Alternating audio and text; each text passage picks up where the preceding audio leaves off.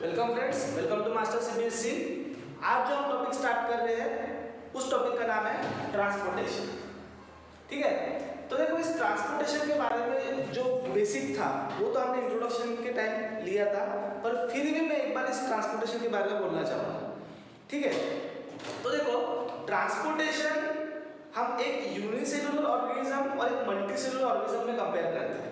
ठीक है, तो देखो एक यूनिसेलुलर ऑर्गेनिज्म, जैसे कि एक यूनिसेलुलर ऑर्गेनिज्म है, इसके पहले भी बताया मैंने, पर फिर भी एक बार सुनो। एक यूनिसेलुलर ऑर्गेनिज्म है, उसमें अगर उसको बाहर से कुछ भी अगर लेना है, जैसे कि कोई मॉलिक्यूल है उसको इनसाइड करना है, तो उसको सिर्फ इस मेम्ब्रेन को क्रॉस करनी है,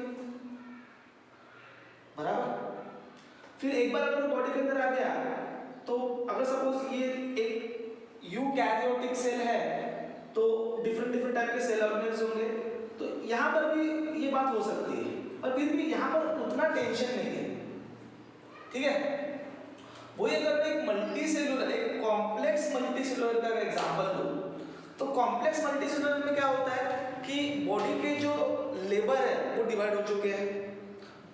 ऑर्गेनिज्म की बॉडी और सराउंडिंग के बीच में जो मटेरियल का जो एक्सचेंज है वो स्पेसिफिक पॉइंट, मतलब किसी स्पेसिफिक सेल या किसी स्पेसिफिक टिश्यू या किसी स्पेसिफिक ऑर्गन या स्पेसिफिक ऑर्गन सिस्टम ये काम कर रहा है ना। जैसे आपको अगर भूख लगती है तो आपकी बॉडी की कोई भी सेल सराउंडिंग का फूड पिकअप नहीं कर सकती।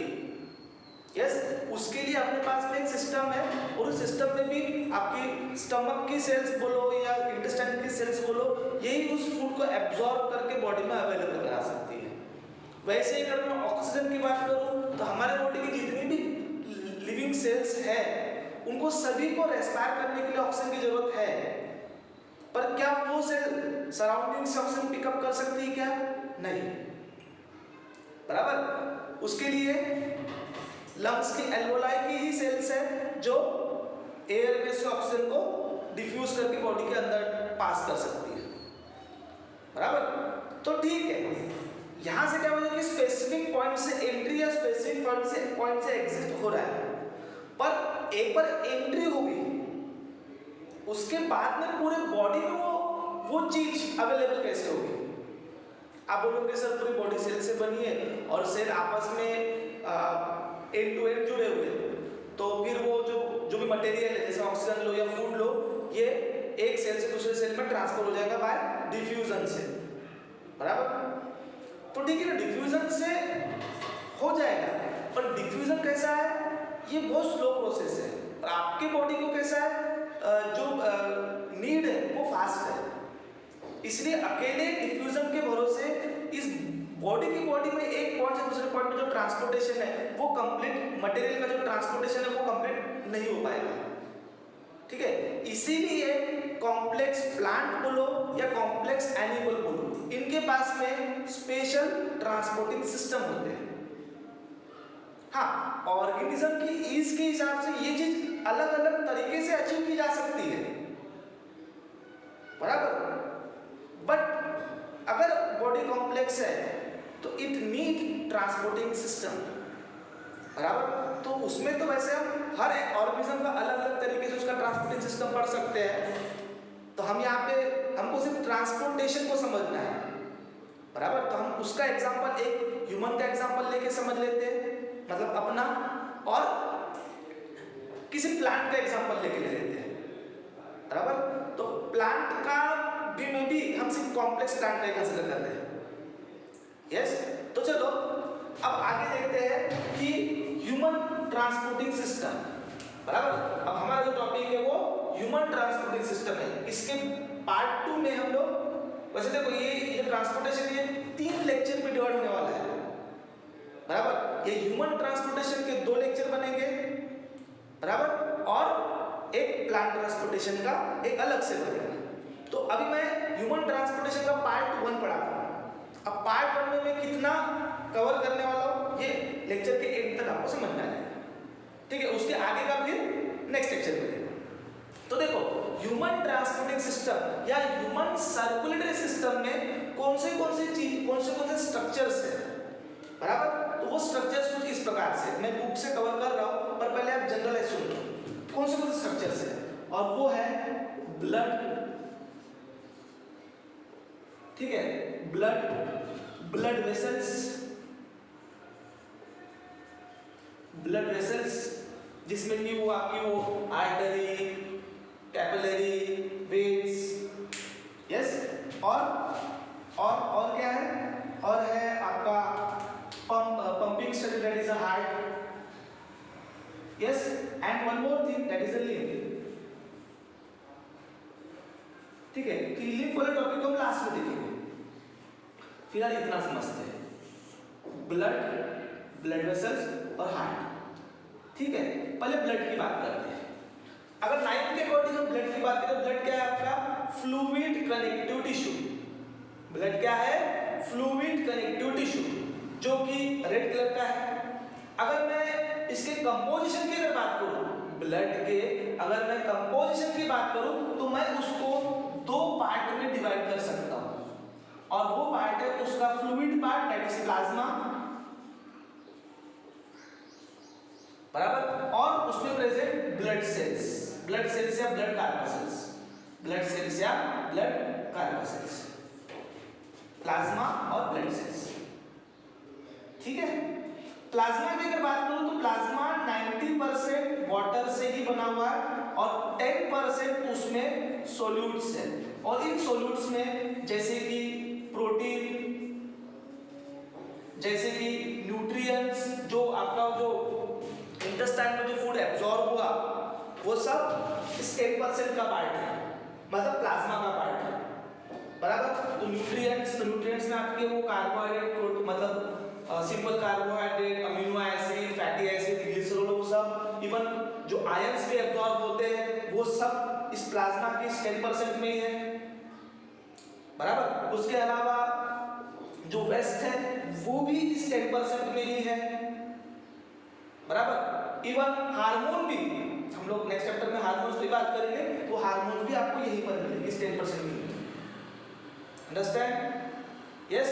फिर dissolve gases like oxygen and CO2, बात इतनी है कि ऑक्सीजन जो है वो वाटर में सोल्यूबल कम है, इसलिए ऑक्सीजन का परसेंट कम है, वही कार्बन डाइऑक्साइड जो है वो वाटर में मोल सोल्यूबल होती है, इसलिए प्लाज्मा में आपको मिल जाएंगे, ठीक है। वही अगर ब्लड सेल्स की बात करूं तो ब्लड सेल्स की 3 टाइप है, RBC, WBC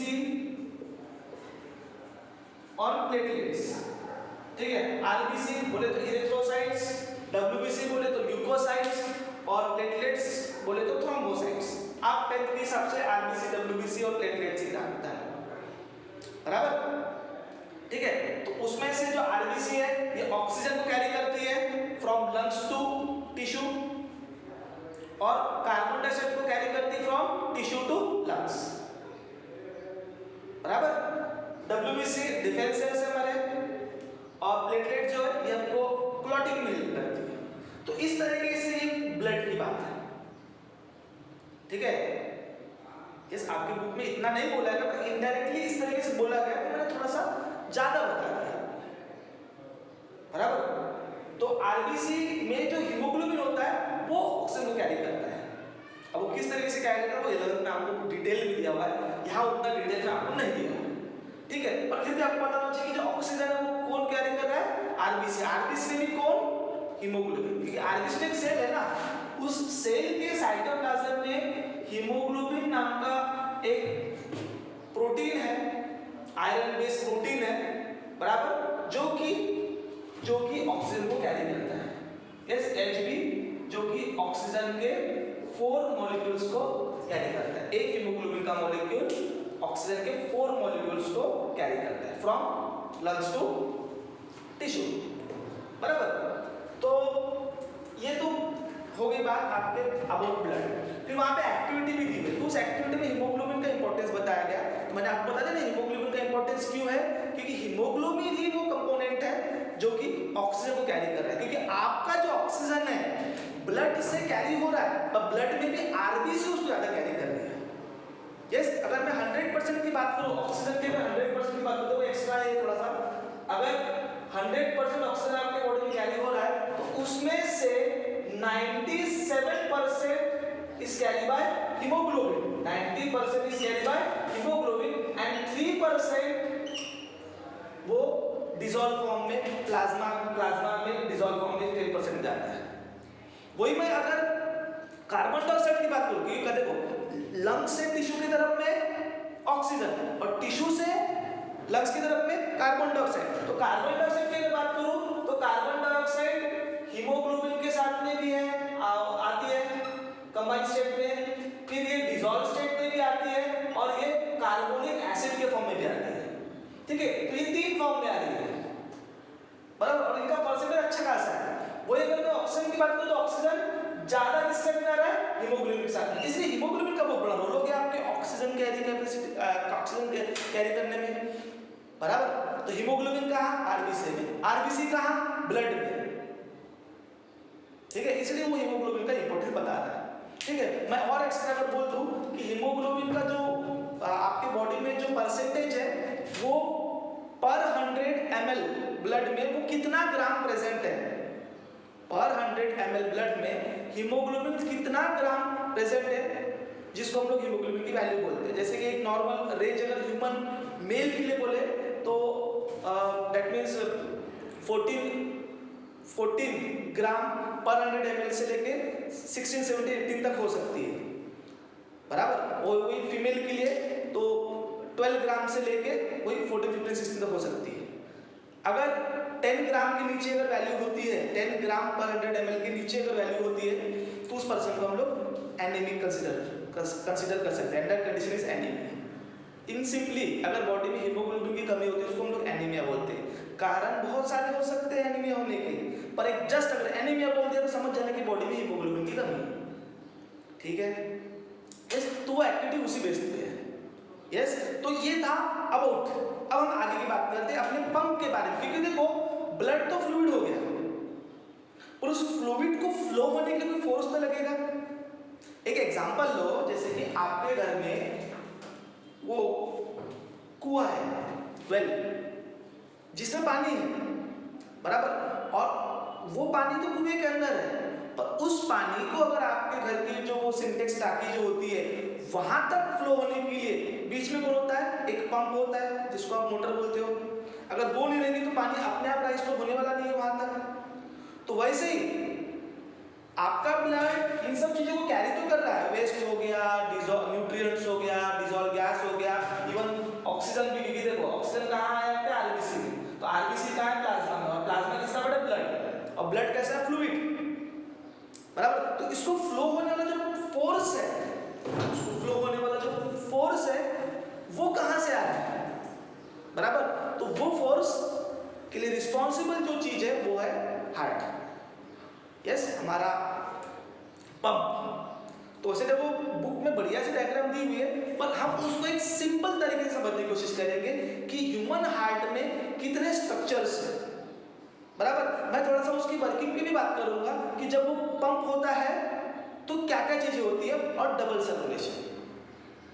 ठीक है क्या, ये 2 टॉपिक मैं यहाँ पर अभी कवर करूंगा, अंडरस्टैंड। तो चलो ह्यूमन हार्ट को एक सिंपल डायग्राम से समझने की कोशिश करते हैं, फिर उसके बाद में डबल सर्कुलेशन। ठीक है, इतना समझ में आ गया। हाँ चलो आगे।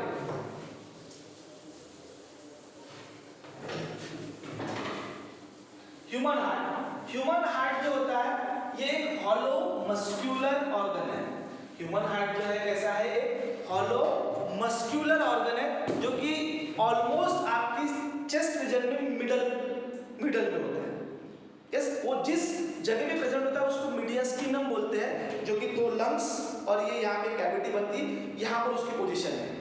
वो सिर्फ लेफ्ट की तरफ थोड़ा सा ब्लंट होता है, सिर्फ थोड़ा सा लेफ्ट की तरफ झुका होता है, वो सेंटर पे ही होता है बराबर। हार्ट सेंटर पे ही प्रेजेंट होता है, वो सिर्फ लेफ्ट की तरफ में थोड़ा सा ब्लंट होता है बराबर। एक अगर जनरल बात करूं तो ह्यूमन हार्ट का जो साइज होता है वो आपकी एक बंद मुट्ठी, मतलब अगर आप अपनी मुट्ठी को बंद करो तो जितना इसका साइज होगा एक फिस्ट का, उतना आपका एक हार्ट का कंसीडर किया जाता है, नॉट ऑलवेज बराबर। एक जस्ट जनरलाइज अगर बोलो तो आपकी बंद मुट्ठी जितना बड़ा है उतना बड़ा आपका हार्ट है।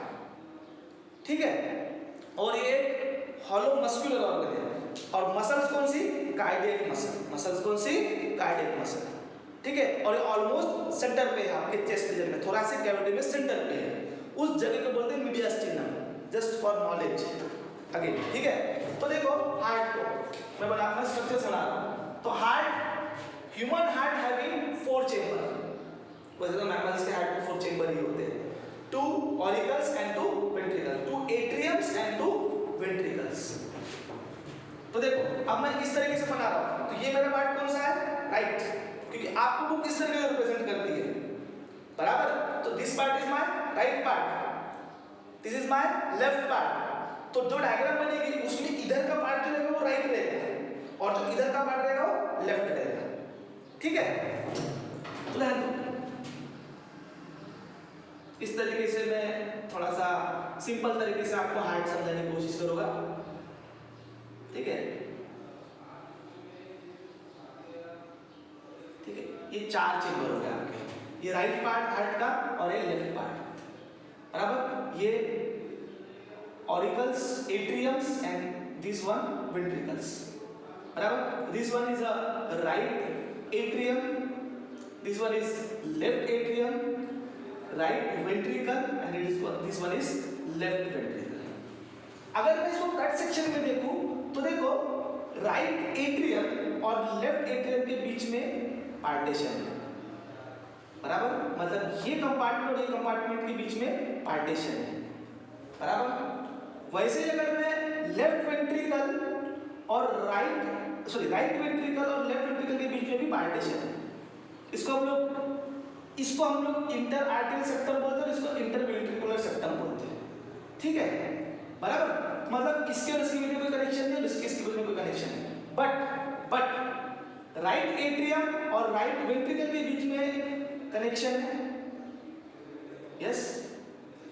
और लेफ्ट एट्रियम और लेफ्ट वेंट्रिकल के बीच में कनेक्शन है, और इन कनेक्शन को बोलते हैं आर्टेरियो वेंट्रिकुलर अपार्चर।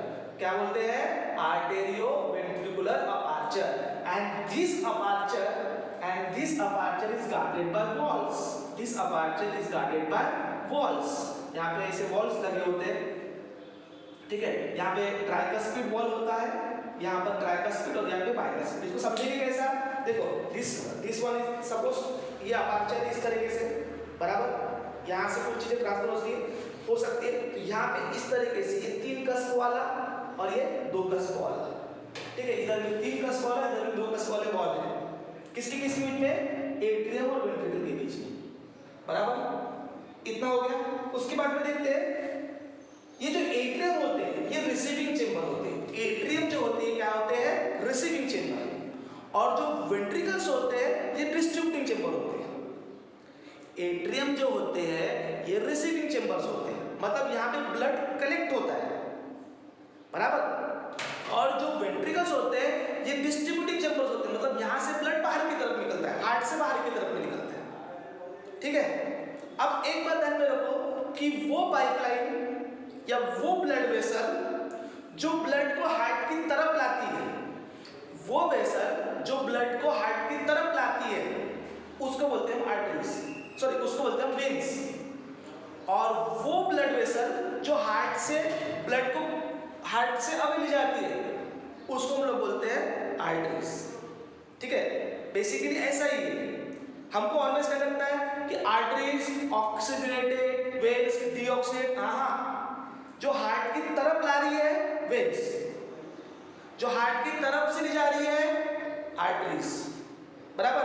और वो लाल नीला जो लेते हैं हम लोग, बराबर, वो लाल नीला खून का कलर नहीं है, जस्ट कलर कोड को समझने के लिए कि अगर आपको कोई नीली दिख रही है मतलब वो जा रही है वहां से, मतलब वो हार्ट की तरफ आ रही है, बराबर। और अगर लाल है तो वो हार्ट से निकल रही है। वो अगर मैं किसी ऑर्गन की बात करता हूँ तो लाल मतलब वो उसकी तरफ आ रही है और नीली मतलब उसकी तरफ से जा रही है, बराबर। ये सर्कुलेशन को बताने में भी ब्लड आके जा भी तो रहा है, तो लाने वाली नहीं जाने वाली, लाने वाली नहीं जाने वाली, इस तरीके से वो कलर कोडिंग दी गई है आर्टरियल वेन। अंडरस्टैंड, क्योंकि आप डायग्राम में जब पाइपलाइंस बनाओगे आपको कलर समझ में आता है कि हाँ ये ब्लड ला रही है और ये ब्लड ले जा रही है, ठीक है। तो देखो ये दोनों क्या है, रिसीविंग चेंबर, ये दोनों क्या है, डिस्ट्रीब्यूटिंग चेंबर। तो पहले हम राइट पार्ट की बात करें कि राइट पार्ट में ब्लड कहाँ से आ रहा है, फिर लेफ्ट पार्ट में, और फिर राइट पार्ट में ब्लड किधर की तरफ जा रहा है और लेफ्ट पार्ट में ब्लड किधर की तरफ जा रहा है। फिर पंपिंग भी देख लेंगे, बराबर। तो देखो राइट पार्ट में क्या क्या ओपन होता है। राइट पार्ट में superior vena cava, right part में superior vena cava, inferior vena cava. Right part में क्या क्या ओपन हो रहा है, सुपीरियर वेना कावा और इंफीरियर वेना कावा। तीसरी भी एक चीज ओपन होती है जिसको हम लोग कोरोनरी साइनस बोलते हैं, जो कि 10th में आपको एक्सप्लेन नहीं किया था, पर मैं जस्ट बता रहा हूं। पहले दो चीजें कौन सी, सुपीरियर वेना कावा और इंफीरियर वेना कावा। सुपीरियर वेना कावा जो बॉडी के अपर पार्ट की तरफ से डीऑक्सिनेटेड ब्लड, जितनी भी वेन्स है उधर की तरफ से आ रही है, वो सारी सुपीरियर वेना कावा में ओपन होती है, और उसका जो भी डीऑक्सिनेटेड ब्लड है वो सुपीरियर वेना कावा से होते हुए यहाँ पर आता है। इंफीरियर वेना कावा नीचे की तरफ का पूरा ब्लड, डीऑक्सिनेटेड ब्लड यहाँ पर होता है, यहाँ पे। यस, तो बॉडी के ऊपर के पार्ट का, बॉडी के नीचे के पार्ट का, सुपीरियर वेना कावा और इंफीरियर वेना कावा से राइट एट्रियम में आ गया। एक तीसरा भी वहां पे स्ट्रक्चर ओपन हो रहा है जिसको हम लोग क्या बोलते हैं, कोरोनरी साइनस। अभी कोरोनरी साइनस क्या है कि देखो हार्ट खुद भी एक ऑर्गन है, भले वो पंप कर रहा है, यस, और उसको खुद को भी तो ब्लड की जरूरत, न्यूट्रिशन की जरूरत पड़ती होगी, ऑक्सीजन की जरूरत पड़ती होगी। हाँ, तो उसको जो आर्टरीज हार्ट को सप्लाई होती है उसको हम लोग बोलते हैं कोरोनरी आर्टरीज। फिर वो कोरोनरी आर्टरी पूरा हार्ट में डिस्ट्रीब्यूट हो जाती है, बराबर। तो अब जब ऑक्सीजनेटेड ब्लड हार्ट को सप्लाई हुआ तो डीऑक्सीजनेटेड ब्लड हार्ट की तरफ से वापस भी आ रहा होगा। हाँ, तो जितना भी डीऑक्सीजनेटेड ब्लड हार्ट की तरफ से वापस आ रहा है थ्रू कोरोनरी वेन्स, और सारी कोरोनरी वेन्स कोरोनरी साइनस में ओपन होती है, और वो कोरोनरी साइनस आपके राइट एट्रियम में ओपन होता है। तो इस तरीके से 3 स्ट्रक्चर यहाँ पे ओपन हो रहे हैं जहां से पूरे बॉडी का डीऑक्सीजनेटेड ब्लड वहां पर ओपन होगा, बराबर। ठीक है, इतना समझ में आ गया। ये हो गया राइट पार्ट का। अब आते हैं लेफ्ट पार्ट की तरफ में। तो लेफ्ट पार्ट में 2 पेयर, लेफ्ट पार्ट में 2 pair of pulmonary veins open हो रही है वहां पे। 2 पेयर मतलब 4, मतलब एक लंग्स की तरफ से 2, दूसरे लंग्स की तरफ से 2, ऐसे टोटल 4 पल्मोनरी वेन्स जो कि लंग्स की तरफ से ऑक्सीजनेटेड ब्लड को कैरी कर रही टुवर्ड हार्ट। यस, तो यहाँ पर 4 मतलब total 2 pairs of pulmonary veins open here, where in left atrium, बराबर। तो ये हो गए रिसीविंग चैम्बर। अब आते हैं हम लोग वेंट्रिकल्स की तरफ में। यस, तो वेंट्रिकल से यहाँ पे 4 ओपन हो रहे हैं, तो आप वैसे तो 2 ही दिखा सकता हूँ मैं क्योंकि 2 उस साइड से भी रहेंगे। तो यहाँ पे 2 pairs of pulmonary veins यहाँ पे ओपन हो रहे हैं, ठीक है। तो यहाँ पे आ गया डीऑक्सीजनेटेड ब्लड पूरे बॉडी का, और यहाँ पर आ गया पूरे बॉडी का ऑक्सीजनेटेड ब्लड, ठीक है, बराबर। अभी यहाँ से ब्लड को इधर नहीं भेज रहा हूँ, मैं बाद में बताऊँ वो सब। अब वेंट्रिकल्स की बात करते हैं, ठीक है। तो पहले मैं बात करता हूँ राइट वेंट्रिकल की। तो राइट वेंट्रिकल से पल्मोनरी ट्रंक, राइट वेंट्रिकल से पल्मोनरी ट्रंक या पल्मोनरी आर्टरी जो कि यहाँ से लंग्स की तरफ में जाती है, जो कि यहाँ से एक पल्मोनरी आर्टरी है जो कि लंग्स की तरफ में जा रही है, जो कि 2 इसमें डिवाइड भी होंगी, एक लंग्स की तरफ में, एक लंग्स की तरफ में। तो यहाँ से एक ब्लड वेसल अराइज हो रही है जो कि यहाँ के ब्लड को इसके थ्रू लंग्स की तरफ में कैरी करेगी। कहाँ से? राइट वेंट्रिकल से। वैसे ही लेफ्ट वेंट्रिकल से सिस्टमिक एओर्टा, ज्यादा साइड सिस्टमिक एओर्टा जो कि यहाँ से अराइज होगा और यहाँ के ब्लड को कैरी करेगा। फिर वो फर्दर कितने पार्ट में डिवाइड होगा दैट डिपेंड, हमको उससे कोई मतलब नहीं वो कितने पार्ट में डिवाइड हो रहा है, बराबर। तो यहाँ से क्या हो रहा है आपका पल्मोनरी ट्रंक या पल्मोनरी आर्टरी, और यहाँ से सिस्टमिक एओर्टा या सिर्फ एओर्टा, बराबर, ठीक है। इतना होगा स्ट्रक्चर हार्ट का, बराबर। अब आते हैं हम लोग हार्ट की वर्किंग की तरफ में। अब आपको पता है कि हार्ट आपका कॉन्ट्रैक्ट रिलैक्स होता है, बराबर। पर देखो हार्ट के कॉन्ट्रैक्ट, एक बार कॉन्ट्रैक्ट और एक बार रिलैक्सेशन को हम लोग कहते हैं हार्ट बीट। यस, तो हार्ट बीट किस तरीके से क्या होता है जब हार्ट बीट होता है, बराबर। तो देखो किस तरीके की बात होती है। जैसे इस तरीके से आपने हार्ट को कंसीडर किया, ये एट्रियम्स, ये मेरा जो राइट हार्ट है, राइट हैंड को मैंने एट्रियम कंसीडर कर रहा हूं, दोनों एट्रियम, बराबर। और ये जो है वेंट्रिकल्स, बराबर। और कॉन्ट्रैक्शन को बोलते हैं हम लोग सिस्टोल, कॉन्ट्रैक्शन को क्या बोलेंगे हम लोग? सिस्टोल। और रिलैक्सेशन को हम लोग क्या बोलेंगे, डायस्टोल। कॉन्ट्रैक्शन को हम लोग क्या बोलेंगे, सिस्टोल, और रिलैक्सेशन को हम लोग क्या बोलेंगे, डायस्टोल। तो ध्यान दो, हार्ट का कॉन्ट्रैक्शन रिलैक्सेशन किस तरीके से,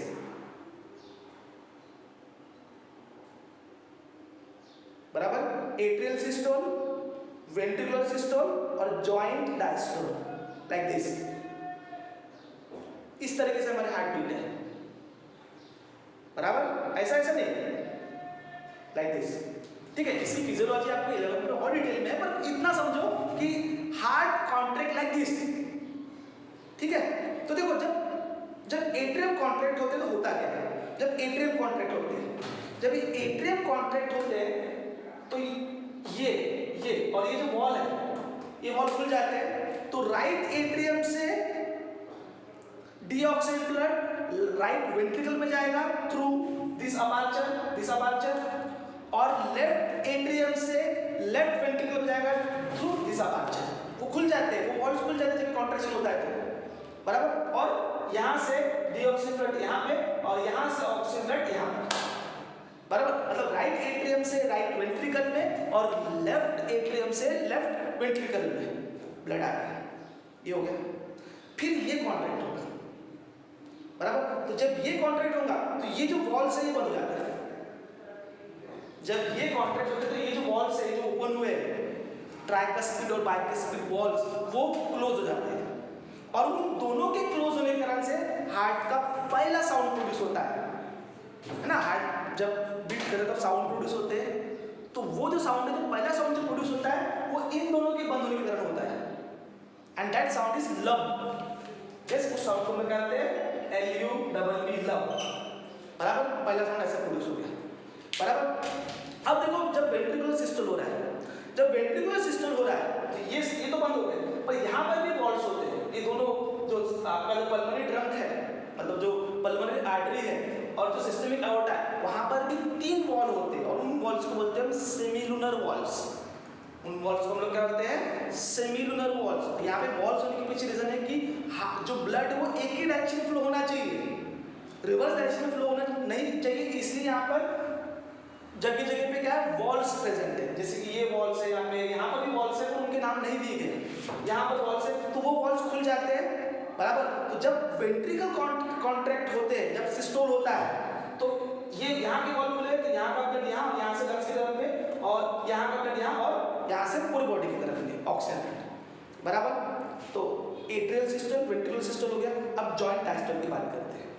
तो देखो जॉइंट डायस्टोल में 2 चीजें होगी, पहले इसके रिलैक्सेशन की बात करते हैं और इसके रिलैक्सेशन की बात करते हैं, क्योंकि दोनों रिलैक्स हो रहे हैं तो दोनों को बोलना है। पर अब मैं पहले आपके एट्रियल रिलैक्सेशन के बारे में बोलता हूँ, फिर वेंट्रिकुलर रिलैक्सेशन के बारे में बात करूँगा, ठीक है। तो जब एट्रियल रिलैक्सेशन होता है तो उनका जो ब्लड खाली हुआ था वो फिर से ब्लड आ जाता है, क्योंकि देखो ये जब रिलैक्स होगी, यहाँ का ब्लड यहाँ, यहाँ का ब्लड यहाँ, यहाँ का ब्लड यहाँ, बराबर। और जब वेंट्रिकुलर रिलैक्स हो गए तो वो क्या करेंगे, इस ब्लड को वापस खींचेंगे। पर आपको तो पता है कि बैक फ्लो का कोई सवाल नहीं है, तो जैसे ही वो रिलैक्स होंगे तो ये जो वॉल है वो बंद हो जाएगा and produce second sound, that is the. तो इस तरीके से हमारे हार्ट का कॉन्ट्रैक्शन और रिलैक्सेशन है, बराबर। उसके लिए उस मसल को फोर एक्साइटेशन कहाँ से आया वो इतना मत समझो, उतना आपको 11 में समझना पड़ेगा, ठीक है। पर अब इतना समझ में आ गया कि हार्ट किस तरीके, मतलब कॉन्ट्रैक्शन होता है तब क्या होता है और रिलैक्सेशन होता है तब क्या होता है, और हार्ट में जो साउंड प्रोड्यूस है वो किस तरीके से साउंड प्रोड्यूस हुआ, ठीक है। इतना समझ में आ गया, ठीक है। अब आप बात करते हैं सर्कुलेशन की तरफ में, ठीक है। डबल सर्कुलेशन, तो इन लोगों ने डबल सर्कुलेशन में आपके बुक में यहाँ पे डबल सर्कुलेशन में उन्होंने क्या बताया, एक सिस्टमिक सर्कुलेशन बताया है और एक पल्मोनरी सर्कुलेशन बताया है, पर एक तीसरा भी होता है जिसको हम कोरोनरी सर्कुलेशन बोलते हैं, बराबर। जो डायग्राम बनी हुई है डबल सर्कुलेशन की, बराबर, उसमें एक है सिस्टमिक सर्कुलेशन, एक है पल्मोनरी सर्कुलेशन, और एक और होता है कौन सा, कोरोनरी। तो कोरोनरी का मैं जस्ट बता दूंगा आपको, उतना डिटेल में नहीं है, बट जस्ट फॉर नॉलेज, ठीक है। तो चलो डबल सर्कुलेशन,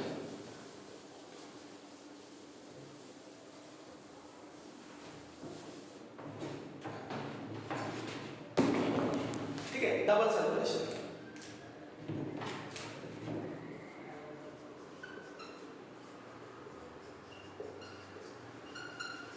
ठीक है। तो डबल सर्कुलेशन में कैसे करता हूँ मैं, हार्ट को, आपको पता है 4 चेंबर का हार्ट है आपका, तो मैं इसे बॉक्स से कंसीडर करता हूँ उसको। 4 चेंबर है, ये राइट एट्रियम, ये लेफ्ट एट्रियम, ये राइट वेंट्रिकल और ये लेफ्ट वेंट्रिकल। ठीक है, यहाँ पर इतने में लंग्स कंसीडर कर लेता हूँ। ठीक है, और ये आपकी पूरी होल बॉडी होगी, ऐसे नीचे नहीं है पर मैं जस्ट आपको समझने के लिए, हो गई आपकी होल बॉडी। ठीक है, तो पहले डबल सर्कुलेशन में कौन से सर्कुलेशन बोला मैंने, एक सिस्टमैटिक सर्कुलेशन और दूसरा क्या बोले, पल्मोनरी। ठीक है, तो सिस्टमैटिक कहां से स्टार्ट हो रहा है। सिस्टमिक सर्कुलेशन चालू होता है आपका लेफ्ट वेंट्रिकल से होल बॉडी, बराबर। यहाँ से ऑक्सीजनेटेड ब्लड पूरे होल बॉडी में एओर्टा के थ्रू पूरे बॉडी में पहुंचेगा, उसकी ब्रांचेस बन गई पूरे बॉडी में, फिर इस पूरी बॉडी में उसको कंज्यूम करके डीऑक्सी ब्लड में कन्वर्ट किया, उसको ऑक्सीजन यूज कर लिया। ठीक है, और वो सुपीरियर वेना कावा या इंफीरियर वेना कावा से होते हुए कहाँ पे आ गया, आपके कहाँ पर आ गया वो, राइट एट्रियम में। तो यहाँ से चालू होकर जो ये सर्कुलेशन हुआ है, दैट इज सिस्टमिक सर्कुलेशन। वो कौन सा सर्कुलेशन हो गया, सिस्टमिक सर्कुलेशन।